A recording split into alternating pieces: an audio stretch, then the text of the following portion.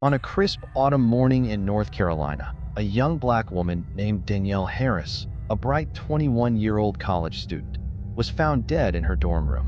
To her classmates, she was a rising star, the first in her family to attend university, majoring in political science with dreams of becoming a civil rights attorney. But behind the celebration of her achievements lay a disturbing truth. Her death was not an accident, nor a simple tragedy.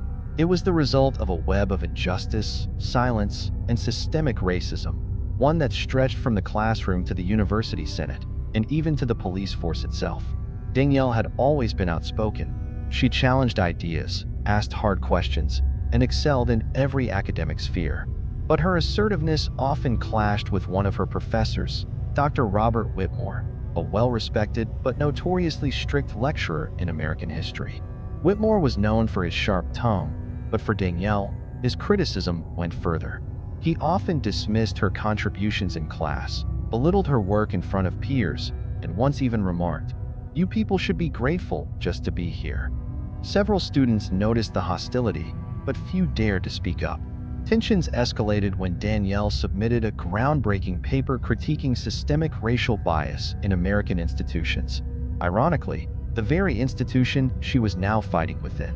Dr. Whitmore gave her a failing grade, claiming her research was unsubstantiated and inflammatory. Danielle filed an appeal, hoping the university would uphold fairness. Instead, the case was pushed up the chain to the university senate. The Senate hearing was supposed to be impartial, but in a chilling twist, the majority of the panel sided with Whitmore. They dismissed Danielle's concerns, framing her as a disruptive influence rather than a victim of bias. Her academic record was suddenly under scrutiny. She was threatened with probation for conduct unbecoming of a student. It was a devastating blow. Friends recalled Danielle breaking down in tears, saying, "They'll never believe me because of who I am and what I look like." The injustice weighed heavily on her. Yet, she refused to remain silent. She contacted a local journalist, began drafting a public statement, and even reached out to civil rights organizations. Her persistence made her a target. Just 2 weeks later, Danielle was found dead. The university quickly released a statement calling it an unfortunate case of self-harm. But those who knew Danielle disagreed. She had been optimistic the night before, speaking with a close friend about her plans to attend law school. Even stranger, the scene in her dorm was inconsistent. Her notes were scattered across the floor, and her laptop, which contained drafts of her statement, was missing. When the police arrived, led by Detective Harold Gaines, the inconsistencies were brushed aside. The official report labeled her death a suicide. No autopsy was ordered. No investigation into foul play was pursued. Danielle's voice, already suppressed in life, was being silenced in death. But the story didn't end there. One woman refused to let the case disappear. Attorney Monica Reyes, a humanitarian lawyer with a reputation for taking on civil rights battles others wouldn't touch. Reyes was contacted by Danielle's family, who were convinced their daughter had been the victim of foul play. Determined to uncover the truth, Reyes began her own investigation. She uncovered that Danielle had filed multiple complaints against Dr. Whitmore, all of which had been quietly buried by the administration.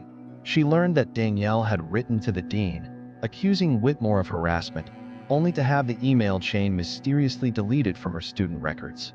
Reyes also discovered that several students had witnessed heated arguments between Danielle and Whitmore in the weeks leading up to her death. Still, the biggest breakthrough came when Reyes pressed the police department for Danielle's personal effects. After weeks of stonewalling, she obtained the contents of Danielle's phone. Buried in her notes app was a chilling draft of her intended public statement. "If anything happens to me, know that I was silenced because I refused to stop speaking the truth." Reyes confronted the police, but Detective Gaines was evasive. He insisted there was no evidence of foul play and dismissed Danielle's note as the ramblings of a troubled student. Reyes, however, saw a pattern.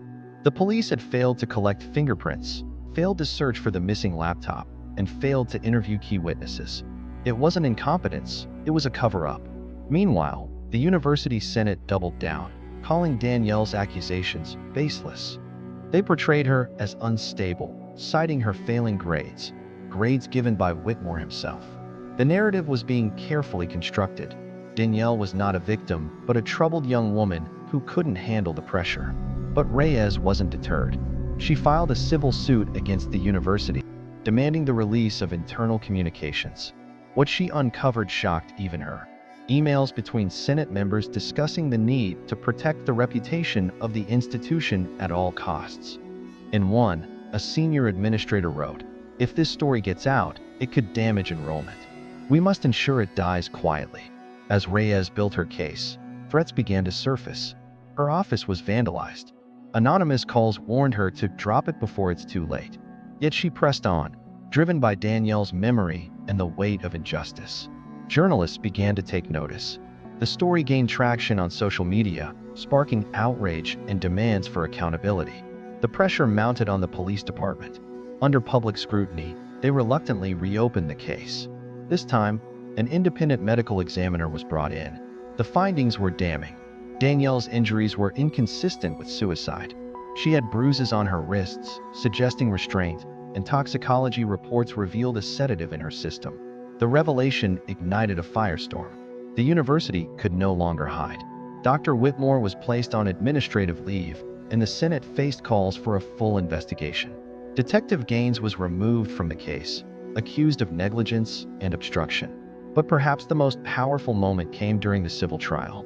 Reyes stood before the jury, holding Danielle's handwritten note. "If anything happens to me, know that I was silenced because I refused to stop speaking the truth." The courtroom was silent. The weight of those words, written by a young woman whose only crime was demanding fairness, resonated with everyone present. The jury ruled in favor of Danielle's family, awarding them damages and ordering the university to implement sweeping reforms. Dr. Whitmore was eventually charged with involuntary manslaughter after new evidence linked him to the sedative found in Danielle's system. Though justice was delayed, it was not denied. If this story touched you, subscribe, like, and share for interesting real-life inspired stories where truth, justice, and courage always prevail.